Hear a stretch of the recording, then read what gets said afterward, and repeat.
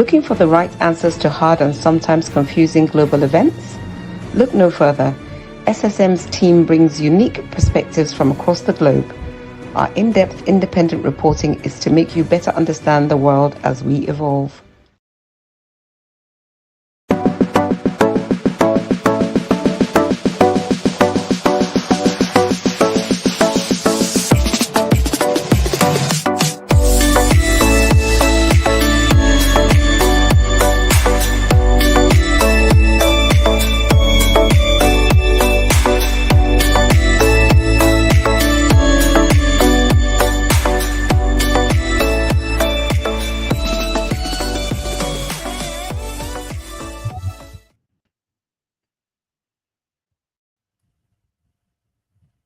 Hello, viewers around the world. You are welcome to another beautiful edition of our Friday updates.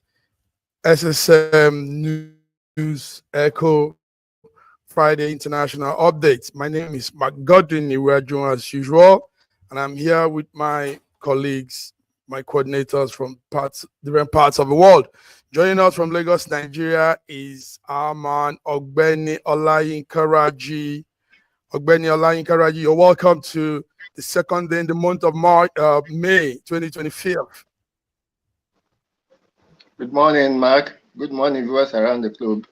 Welcome to our Friday program. Good morning. Trust you had a nice day yesterday as a Workers' Day. Yes, Workers' Day indeed, Raji. I know it was holiday. It was a holiday in Nigeria. So how was it? Were there parades and worker protests? What was happening there yesterday? So Mark, everybody is quiet. There's no energy for any protest, for any march. Everybody was quiet. So you mean nothing, no speech from the labor union and all that? No, nothing. No shaking of water, like they say.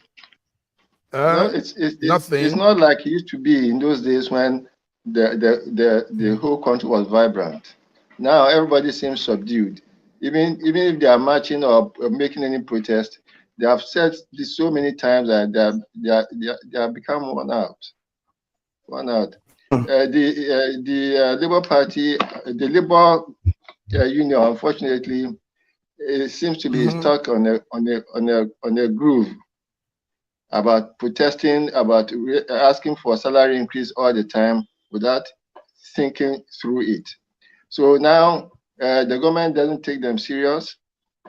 I don't think they take themselves seriously anymore. The people don't take them serious because it's the same old song which is worn out. There's no way. There's no way a salary increase can ever solve the problem of the labor unions of workers.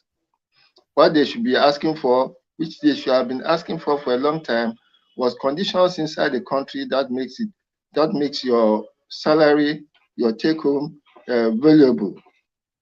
Now, with the devaluation of the naira by almost 300%, you have a lot of a lot of money in the country. A lot of money is going to the states, but you are just looking at the volume. You are not looking at the value. Looking at the volume, not looking at the value. But will there be a succor? Will there be a solution to all of this, Raji? Raji, what you're doing this morning is good. We know it's not African updates, but what you're doing is vital to keep us also on the know. Tell us, will there be a succor to this, and how can that be? Where will it come from? Look, the government at the moment is busy preparing for elections in 2027. Governance is at the backside now.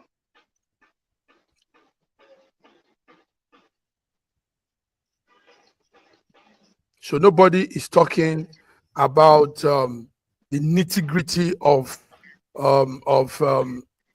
leadership, carrying the people along, the people's welfare, the people's overall I don't good think that people matter so much. Safety. I don't think the people matter so much to the government at this time. The people have been subdued by the government with policies that makes them more concerned about their everyday life than whatever is happening in government.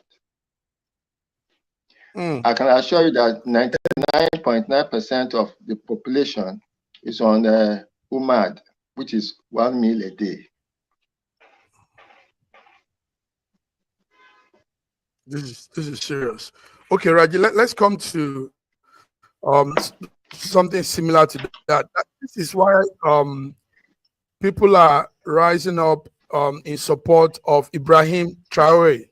Ibrahim Traore, the Burkina Faso, even though he's a junta leader, military leader, but people are really in support of him because we see the effort he's making for the good of the people.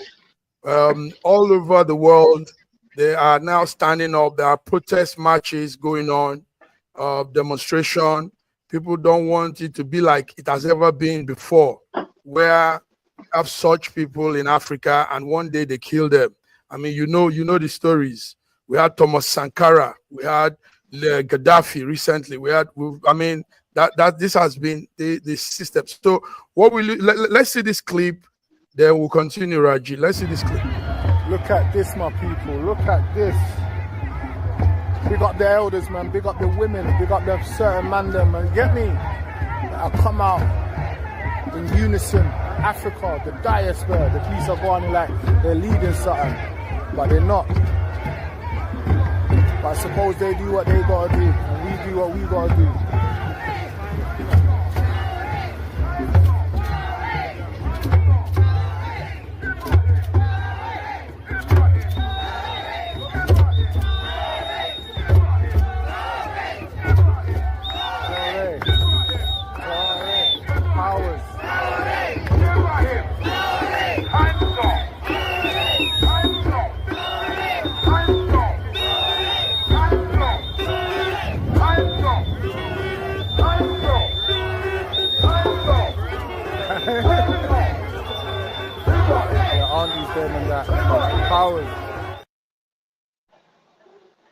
So,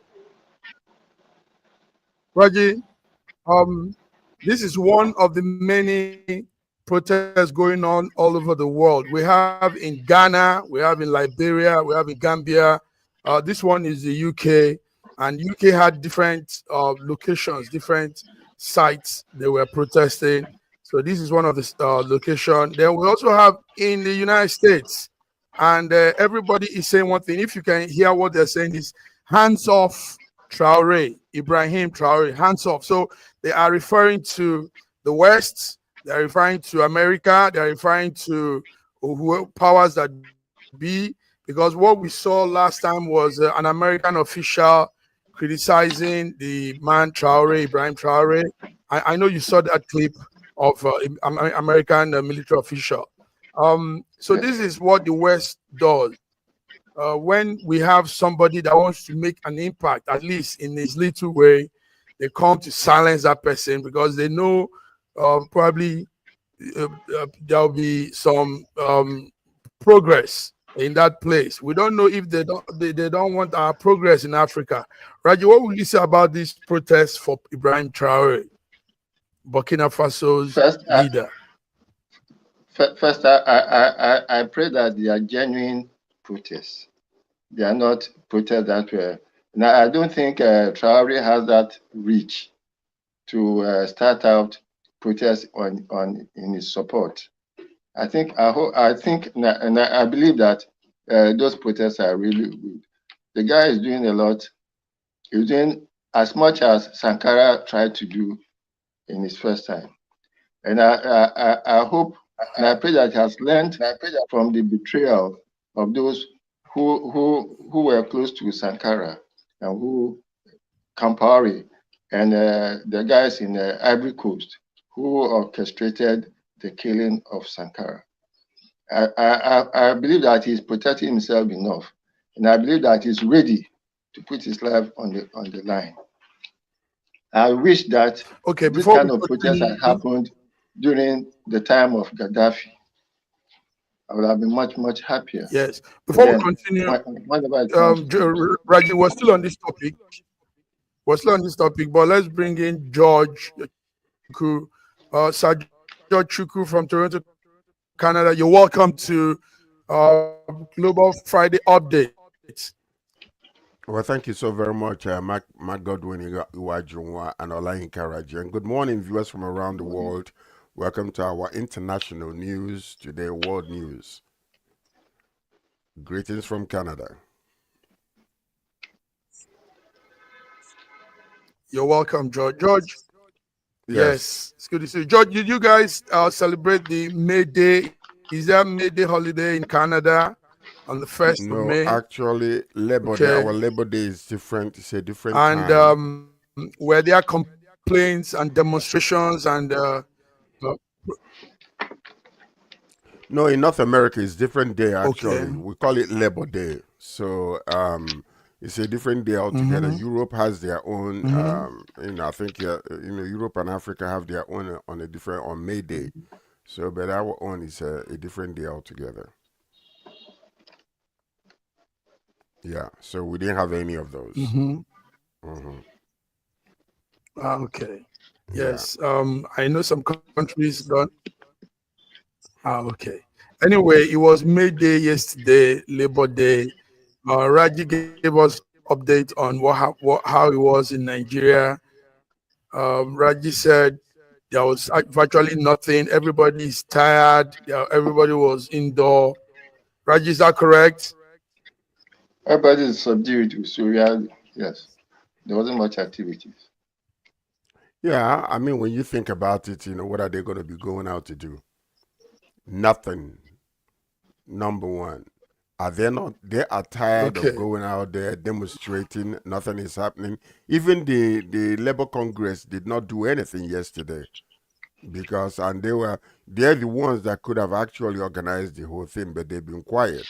So whether it's a bullion truck that subdued them, and they're not talking anymore, or maybe simply because of the attack on their leader, on one of the leaders that is still in court, when they orchestrated some kind of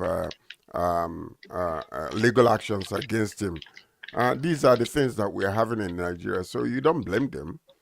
I mean, what are they going to, coming out to demonstrate or to do anything, what is that going to do?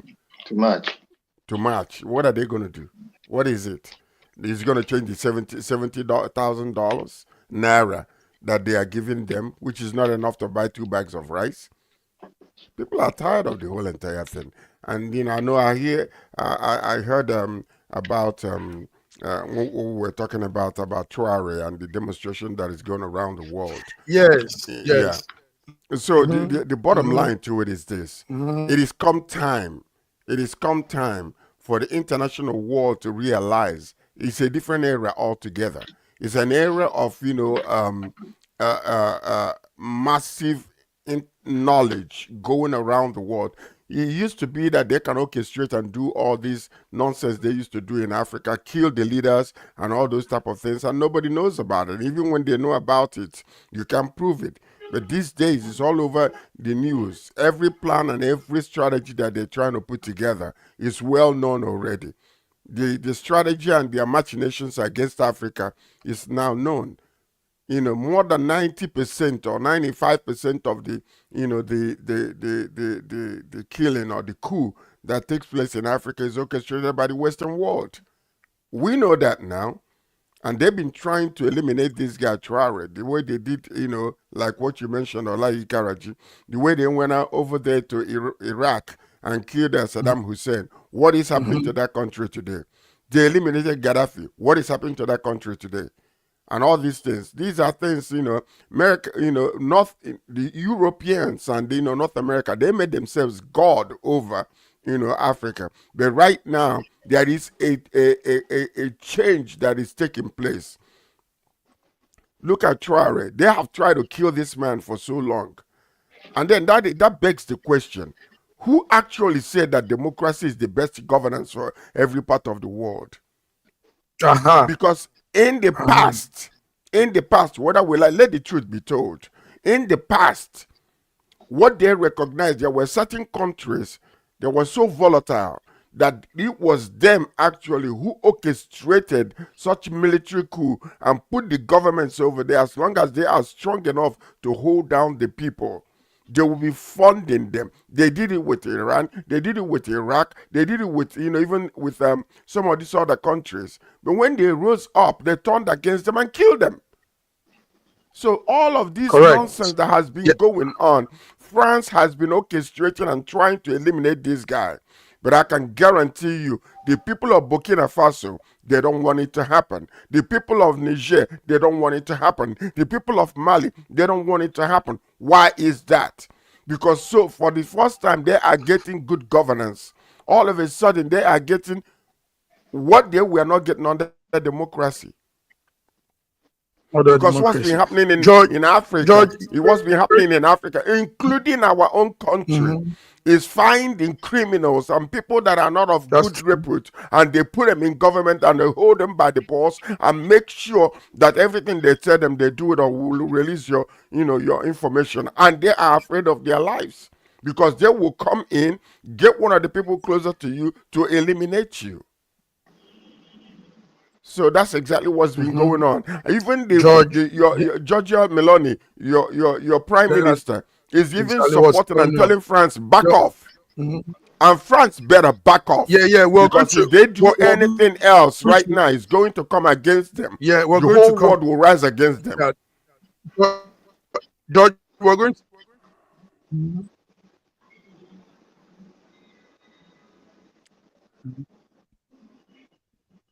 That's it. George, very good. You really put it out. Yes, if this time, George, it's not just France and all of those countries. What also is instigating this protest more is the American official that was hired criticizing the junta, the man Ibrahim. And he was also saying that the man is funding, using gold money, the country's wealth to fund his government. And all of those things, people don't care. So there are protests going on. We saw the protests earlier here. Protests going on all over the world now. Ghana is protesting. In unison, Africa, the diaspora, the police are going like they're leading something, but they're not. But I suppose they do what they gotta do, and we do what we gotta do.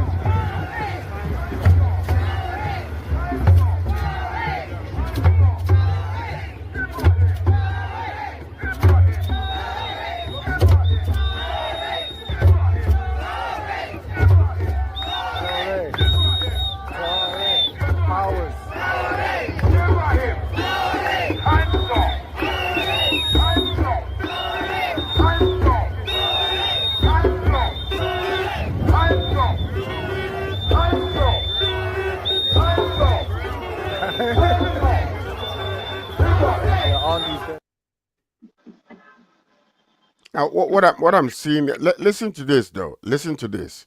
You see, one of the major issues that I am really liking, there are certain things, certain secret type of manipulation that used to take place in the past governments of even United States of America, UK, and the rest of them. Okay, so are you there?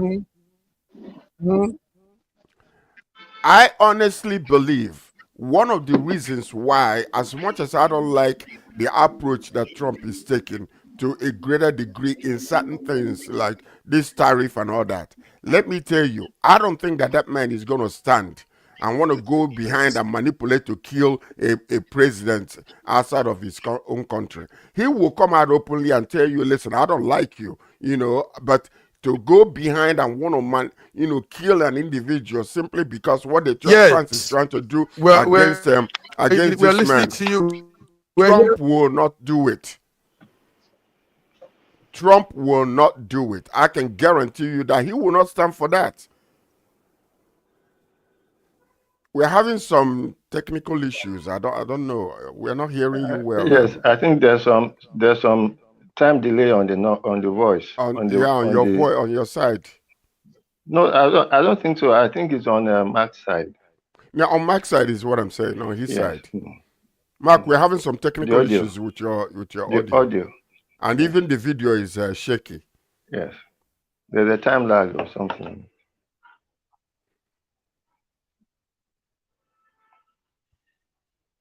So George, I agree with you on Trump not going to be. Trump will not do it. He will not do it. He will not stand for that. He doesn't go behind. He will come out front and tell you hear stop this. Yes, go ahead. The chorus or the chant.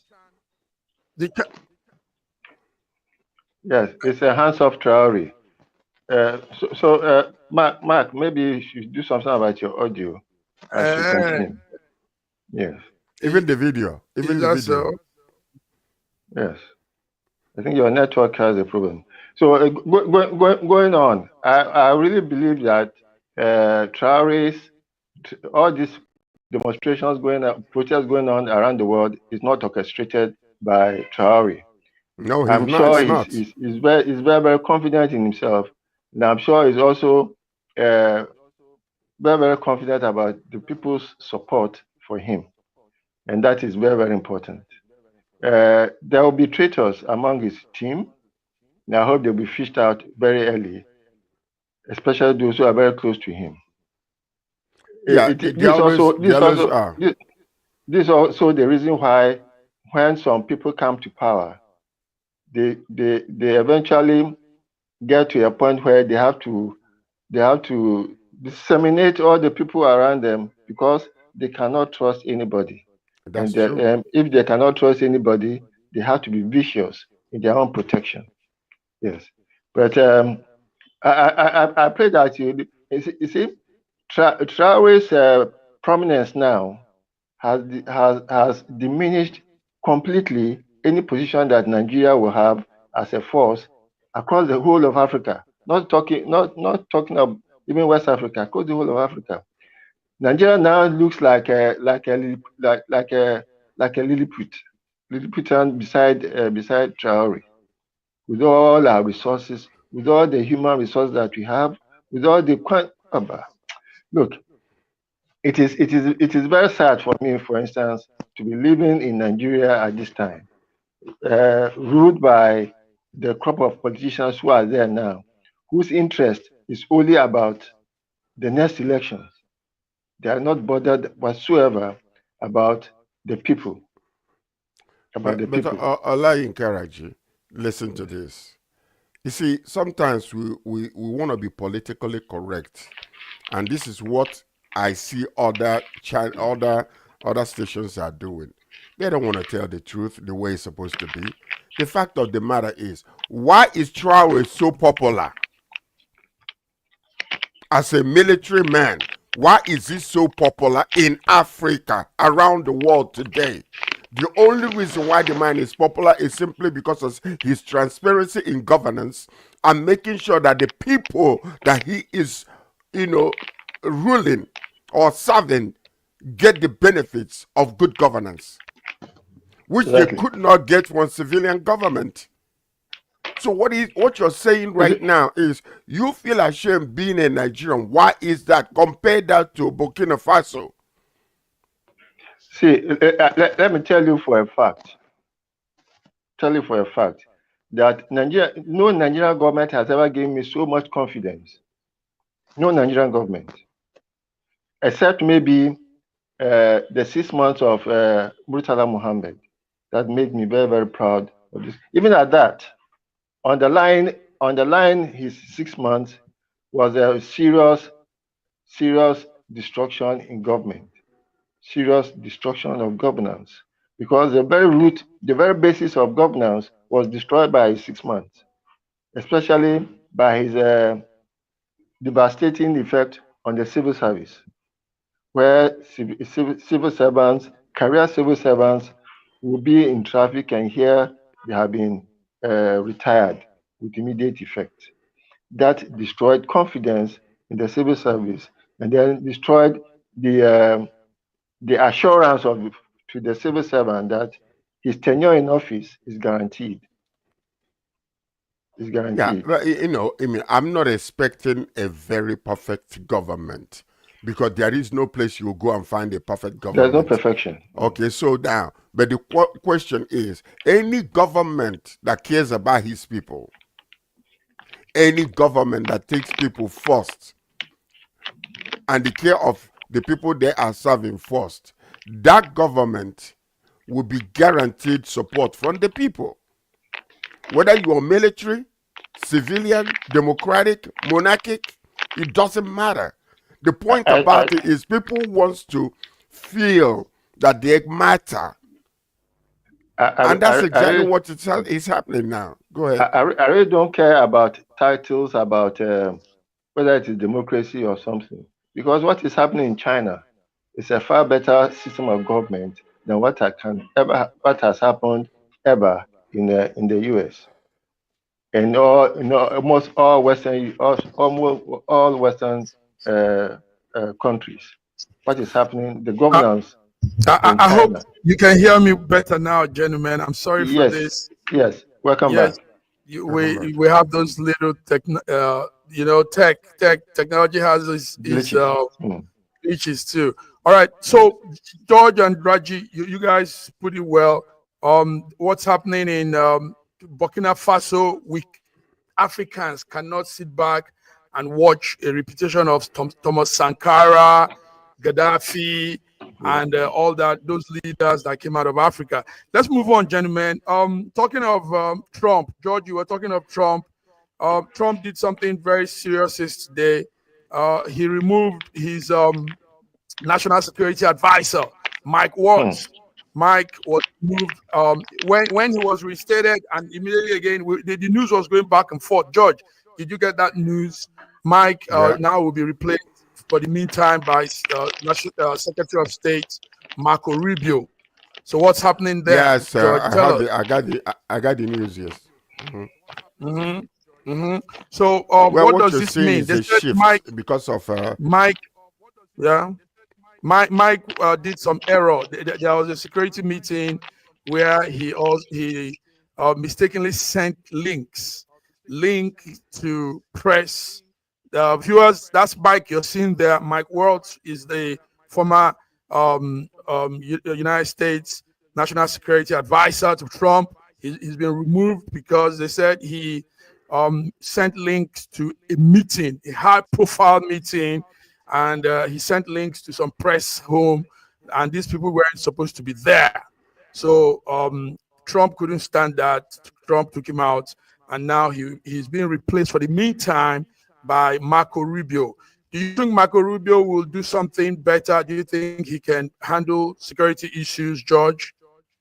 Well, what is happening really is that after the leak, there's been a lot of pressure on the government, from different sides about, the unpreparedness of some of these, appointees by Trump. So when this one happened, so he had to make a quick move. Okay. Now, the news out there actually is that, he's going to be appointed as the United Nations ambassador. Okay. And the problem now is they believe that Trump is playing politics with him. Rather than outrightly firing him, he is quite aware that it will be a difficult task for him to be approved with the government to be the, ambassador to the United Nations. So that would be a way to actually permanently get him out. And he himself, knowing this particular issue, might even decide himself to resign permanently. Now, Mike Rubio. Marco Rubio, who is going to be the Secretary of State, and then also, taking this particular position. This actually, the last time it happened, it was about 60 years ago. About 60 years ago, with what's his name again? What's his name? I think it was that Jewish fellow that manned that particular position. What's his name? Is it Kissinger or Brzezinski? Yeah, Kissinger, you're right. Kissinger was the guy who held up office before. So what they are trying to do now is to at least allow Marco Rubio to be dealing with this situation. But if you know, as Secretary of State, Marco Rubio has almost been silenced. Most of the things that he's supposed to be doing, Trump is using his vice president to do it. Okay. So a lot of questions have risen. Why is Trump now using more of his vice president rather than Marco Rubio doing some of the job that he's supposed to do internationally? So right now, being there, this particular position will give him a little bit more function to do. But he is good in what he does. Marco Rubio is, only that he's not been allowed to take care of his office the way he's supposed to. George, good one. Yes, Marco Rubio is, interestingly too, he's a Jewish man like Henry Kissinger, George. So this it somehow plays in together. You said 60 years ago was when they had that joint. I don't think, is Marco Rubio Jewish? Yeah, he's Jewish too. Yes. I think he has some. But then, he might be a Jewish proselyte. I don't think he's a real Jew. Okay. Anyway, that's a very crucial position that doesn't need anyhow. I mean, you need to understand what you're doing with that position. Yes. Raji, you were talking of Kissinger. Go ahead. Yes, a lot of Jews have been Secretary of State in America. Okay. There's Brzezinski. In fact, a lot of them have been both Secretary of State and then National Security Advisor. I'll find out the names. I remember Brzezinski or whatever his name is, a Russian. Brzezinski, yes, I remember Brzezinski too. Yes, and so many others. Gentlemen, let's go on a break. George and Raji, thank you. You guys stood around. You hanged around for a small thing there. So let's do a small break. We'll be back. Viewers, you're tuned in to Friday, our SSM Global International Update. See you on the other side.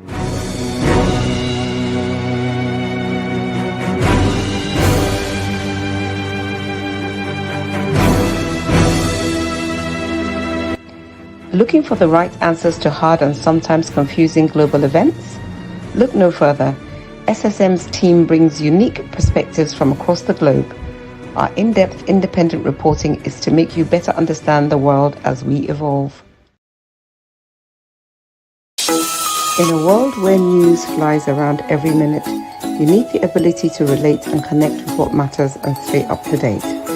Schengen Story Media News Echoes program is Africans in Diaspora and at Home's leading English news network, one of the most trusted, respected sources for news updates on current affairs as they affect global Africa.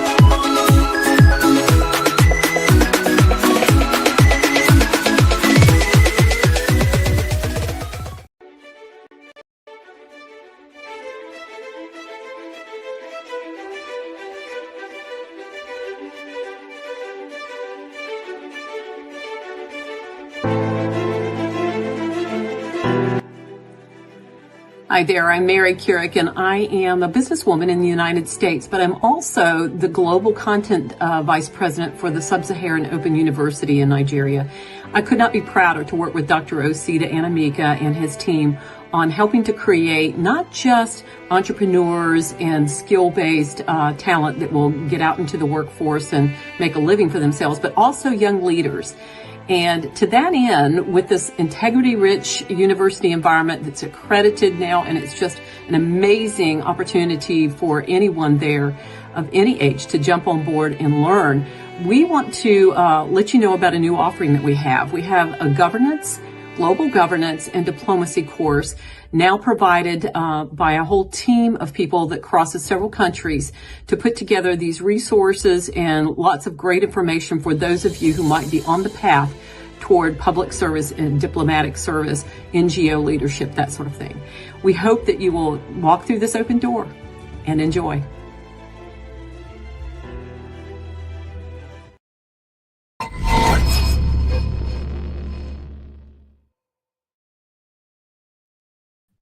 All right, viewers, welcome back to Friday edition of SSM International Update. George, Raji, hope you guys are still there, hanging on. Yes, let's move further. We've talked about what's happening in America, in Burkina Faso. Let's come to something big also. United States and Ukraine have signed a deal that will give Washington access to some of the Ukraine natural resources. George, this is the moment we've been looking at.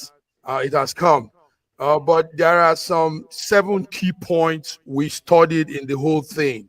So it's not just about coming to take mineral and all that. There are conditions, there are agreements on both sides. But before we go, I give my own view to it. Gentlemen, what do you have? Raji, finally, a deal has been struck. And we know every country, every developing country wants the mineral of the other person. Everybody knows the benefits, the good in some of these new found minerals the country people are seeking now. Raji, tell us. It's so saddening to me when countries and leaders do not see way ahead in future. For that. Go ahead, sorry.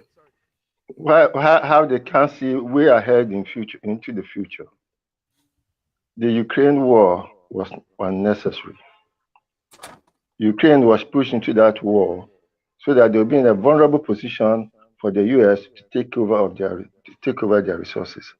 Whatever assistance that the US gave Ukraine at that time was just to prepare them. Ukraine, I don't think America gave Ukraine up to $5 billion in cash, in money. All that they gave them was they sold them arms and ammunition to prosecute a war that was ab initio unnecessary. Now they have put their country into the hands of a bully, of an extractive country that doesn't care about any other country except itself.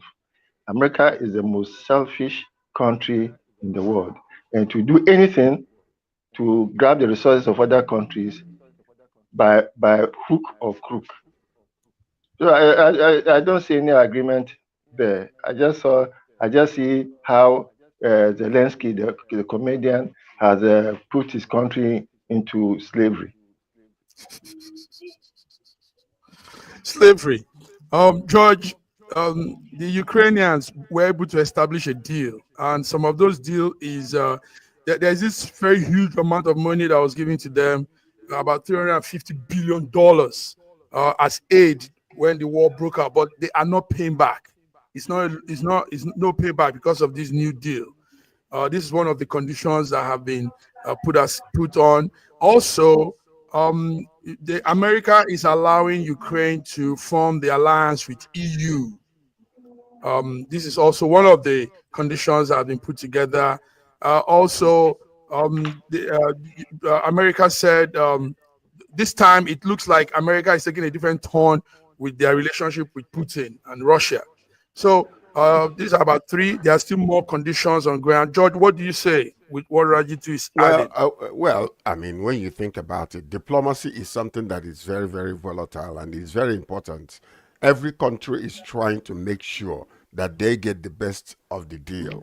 So when you really look at it, the first time, part of the reason why Zelensky and Trump fell out was simply because the deal that was being presented was one-sided. It benefited America more and then brought Ukraine under a subservient type of position to America. And that's the reason why they fell out. But this particular deal now, is a mutually beneficial type of deal whereby, yeah, it is. Because think about it. Nobody gives you a handout, my brother, whether you like it or not. Nobody gives you a handout. If they give you help, they will take with one hand, give you with one hand, and they're willing to take from the other hand. Even during the Nigerian-Biafran war, part of the problem why Biafra did not succeed, Russia approached Biafra and said, give us a deal with the oil, and we will support you with military equipments and all that. Ojukwu said no. But when they approached Nigeria, go on, signed a deal with Russia, which they supplied them with weapons, but that deal fell off later on. So nobody gives you anything free for charge. No one is willing to do that. So right now, part of the reason why Putin is adamant in taking over Ukraine or most part of Ukraine is because of the minerals. If they don't have anything whatsoever to offer, they will not be wasting their money, wasting their time fighting over Ukraine. No, there is an interest in the minerals, and those earth minerals that are very, very important. They do a lot. They do a lot because that's America's eyes are there. They're not hiding it. It's not a manipulation. No, they're not hiding it. They're not hiding it. No, it's an open negotiation. So it is not negotiation. There was no negotiation. There was a deal that is forced on Ukraine by the U.S. deliberately putting Ukraine in a position that they cannot have any Ukraine is in a very dire situation whereby they are fighting. Putin by the U.S. The U.S. put them into that situation so that they can be easily manipulated. Well, listen, that's what you are saying. Ab initio, Russia has no interest whatsoever in any war. You don't have any proof of that. What I'm telling you is this. I can tell you Ukraine was the one who went and wanted to become part of, the U.S. that was pushing Did Ukraine start the war? Did Ukraine start the war? Did Ukraine start the war? I mean, come on. You have to understand international diplomacy. Ukraine did not start the war. Gentlemen, like I said, there are 7 conditions on ground. And when I looked at the conditions, it favors Ukraine the most. Now, America is giving the pathway for Ukraine to join EU. And this is one of the things they've been seeking for. Now, also, America is looking at Trump from a different point of view. It's no more that friendly way it has been. Watch this. Let me continue. Okay. Ukraine to contribute 50% of future profits from the government-owned resources. U.S. to contribute funds, equipments, and military aid. No profits to be withdrawn for 10 years. Focus on reinvestment in mining, oil, and gas, and infrastructure. 55 named minerals with option to add more. Lanthanum, cerium, lithium. All those minerals are there. They are rich. So America is not getting any money out of them right now. In the next 10 years, they're going to put it together. After the war, they're going to help to rebuild. So, I don't understand, where you are coming from. See, yes, indeed. Meanwhile, the rebuilding will be done by American companies. So what does it matter? What does it matter? They're giving them aid to survive. The rebuilding was not necessary ab initio. There was no reason for rebuilding. If they have not. But Russia is attacking and destroying them. What do you mean that there's no need for? Did they go to war? Russia is fighting them. Why did Russia is the one fighting them? So I don't understand where you're coming from. Let's go straight on this. And America is a gangster state. America will do anything we do. If you are stupid enough to listen to America, America will put you in a hole and then start to give you a rope to get you out of it. But America didn't push them to the wall. Bringing you out of that hole. America didn't push them to the wall. Also, America will push into a war, supply you the ammunition that you need, and then you pay for anything. But America there's no way America is going to spend its money in Ukraine without extracting more than 100 times that from Ukraine. And that is what they have done. That's why they're smart. They're smart. If your country is doing that, you will not be in the state that you are right now. If your country is being raped, system. Your country is being raped every day, and they're getting away with all kinds of things. That's why they are smart. They're a smart country. You don't blame them for being smart. If that's smartness, I don't want it. It's cunning. Yeah. Well, look at your country. Look at your country. Your country is being raped every day. And you're there, talking about America. They're smart people. You have to be a good negotiator.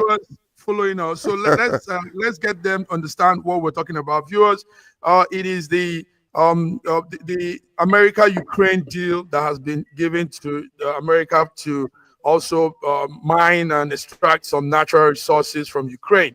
Now, there's a $350 billion. Take note of that amount of aid that was given during Biden's time. And now that money will not be paid. It will not be paid back. It's like a grant now. Because in what form was that aid?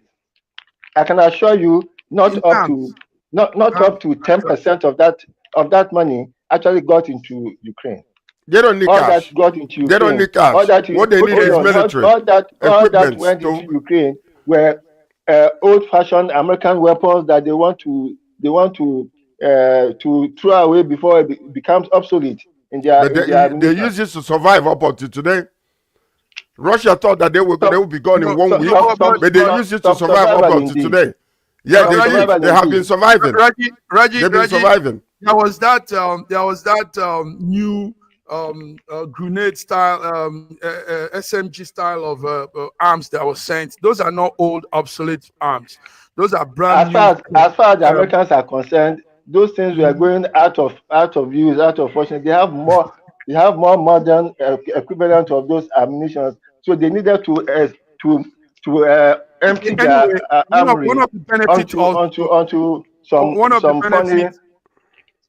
One of the conditions on ground again is America more military aid to Ukraine, even when it's over with Russia.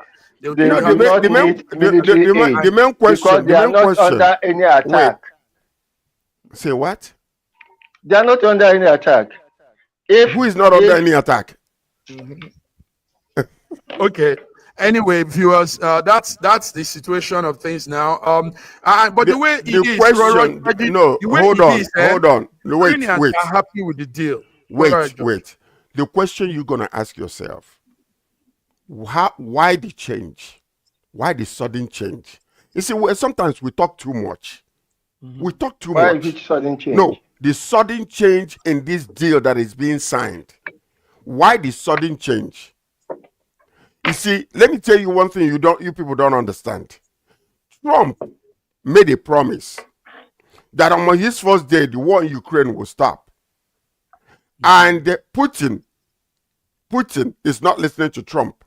Even when there was a call for a ceasefire, Putin continued. Even when the ceasefire was in operation, Putin continued to hammer these people with all manner of things. Let me tell you the change. The change was because Putin came up against Trump and continued to fire. He wrote him something in and said, Putin, you need to stop now. Yes. That's the sudden change. So the man is saying, right now, something is changing. And Putin will have to back off, or America will fully support these people. Because with this deal that is happening, and with the opportunity to unite with the United Nations, something is about to happen. There was a change that took place.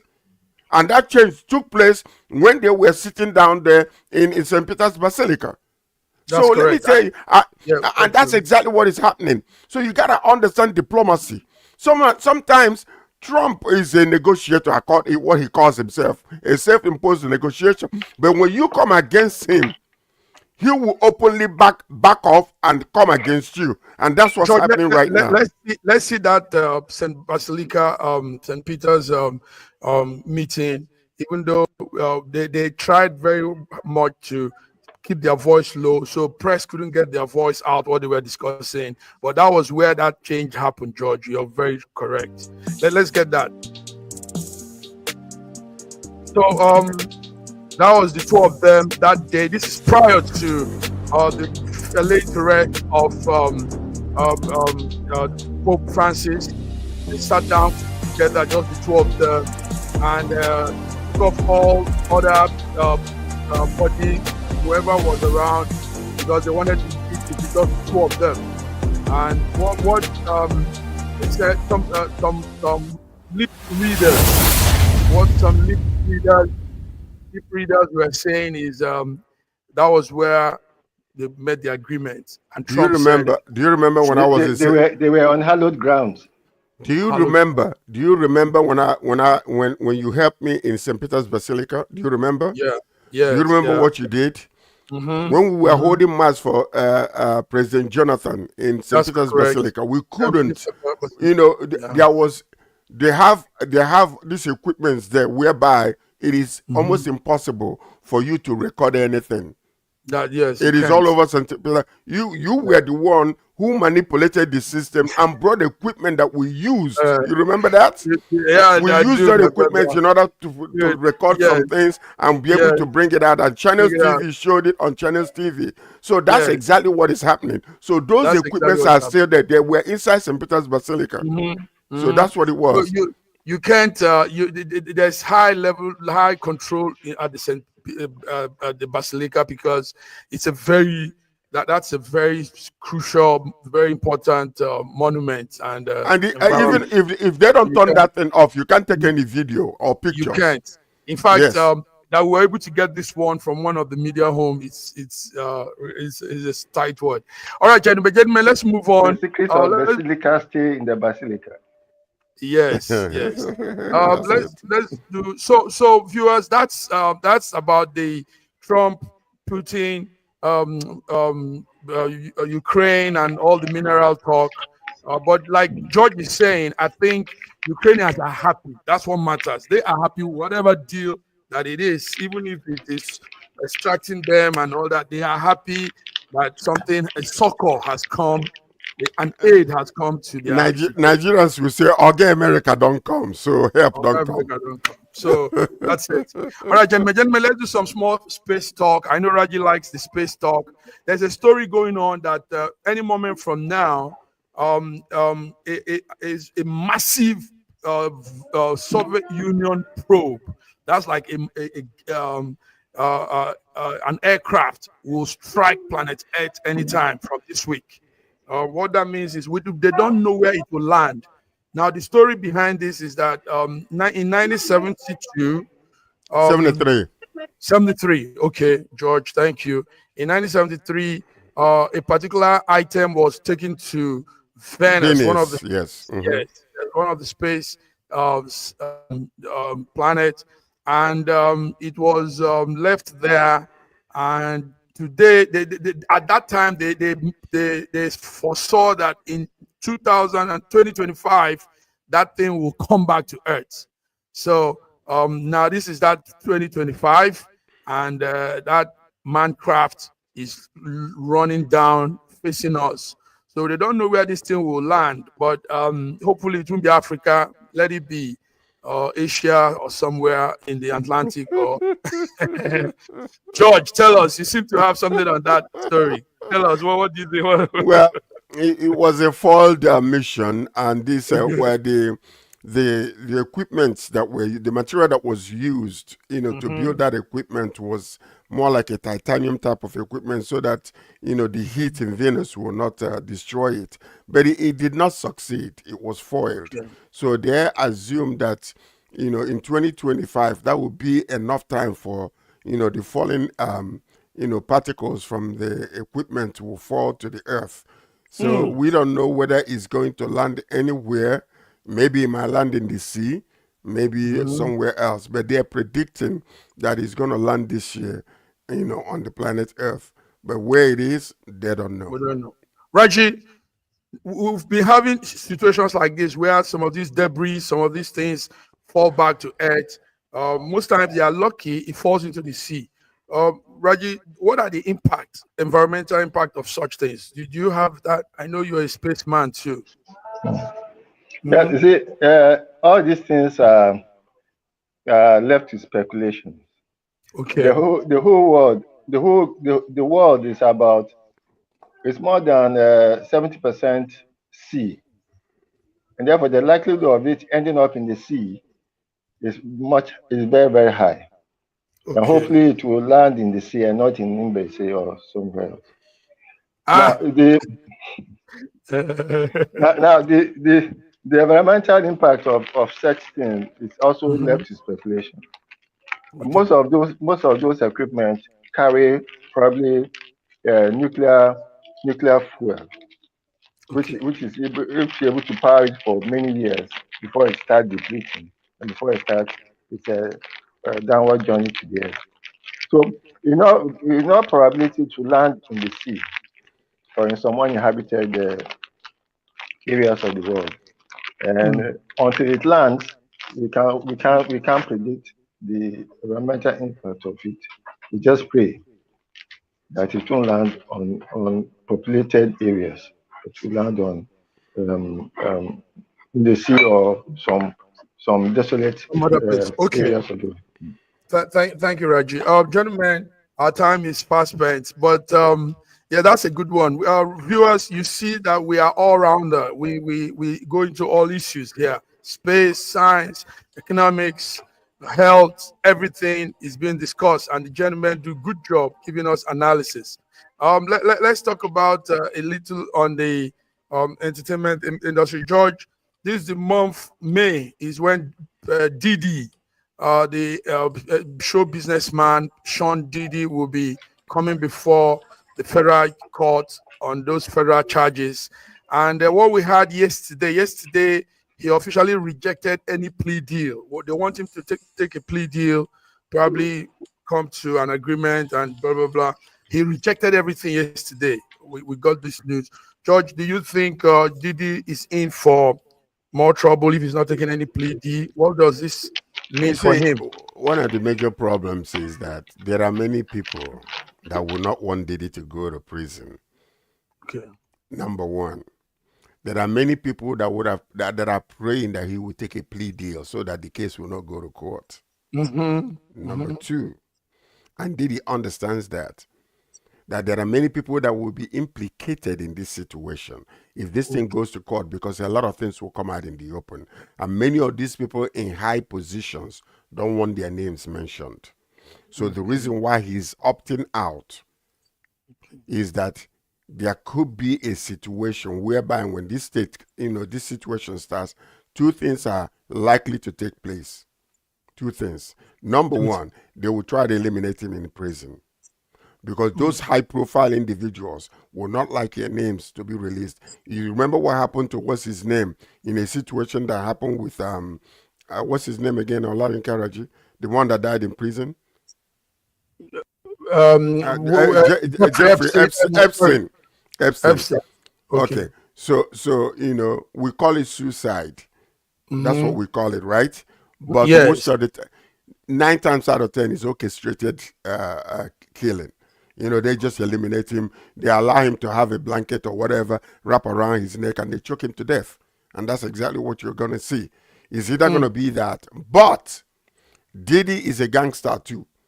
So he's not one of those type of people that you can just ordinarily. He knows what he's doing.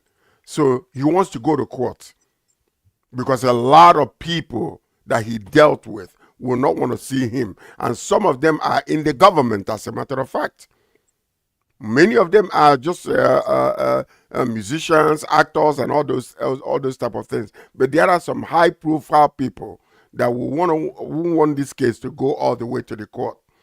And that's exactly what you're going to see. So he wants to go there, and believe me, they will make sure that there is more than enough money to get the best lawyers to get him off. Okay. Because the prosecutor is saying that he would have done less time. They wanted to make a deal with him. Less time. With the plea deal. But he's saying no. He's saying no. So, but it's dangerous too. This is very delicate moment for him and this case and everything, George. Can I say something to you? You know what? Okay. You know what it is. Is that the moment of volatility for him. He wanted to get out immediately, get out of that environment, and start living his life while he's fighting the case. But he's used to it now. So to him, it doesn't matter. Okay. I'm already here for how long now? I'm used to living here. I'm more than likely he's living comfortable. Absolutely. Oh yes, because once you get in there, all you have to do is to get the baddest of the baddest in there, surround them around you, and make sure that they are well funded, and you giving them food, they have money for their commissaries in that place, and then nobody will ever dare to come close to him. Come close to him. Mm-hmm. Okay. Anyway, viewers, that's the Diddy update. Next week, we'll be hearing. 5th. Yes, May 5th is that day when he'll be facing the federal charges. And we know all what it entails. It says they say it's sex trafficking. It is money laundering. A lot of things are being put out. Racketeering. Many things. Anyway, let's wait May 5th. Just a word. You see, the music industry is controlled by a vicious gang, and whenever they find that they are losing control on you, they will put a sex charge against you.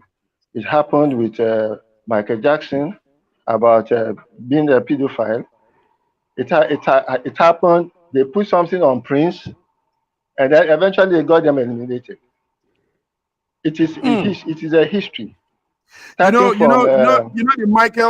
Michael own is coming out now. It was a frame up. It was a frame up. Yes. George and Raji, this woman Camilla was that lawyer that made sure Michael she dealt with Michael. That's why during the campaign you notice Janet Jackson and some entertainers went for her. Because they said she didn't do well in that. She dealt with Michael. In fact, there are clips of her saying, "Well, I'm going to deal with him." And now it's coming out. Those boys are actually now saying the truth, and some of them are even getting the repercussion for that lies they put there. Michael was the owner of all the copyright of the Beatles, and he was also essentially the most prominent person in Sony music. But they had to manipulate him out, and then when they couldn't do it, they had to kill him. You can imagine. But the bit of they tried that with Kanye. They tried that with Kanye West, but that guy survived it. Or McCartney brought back those catalogs from the Beatles like we had. Anyway, guys, beautiful. Monday we'll be up here with Between the Lines. Maybe by then George will give us update on the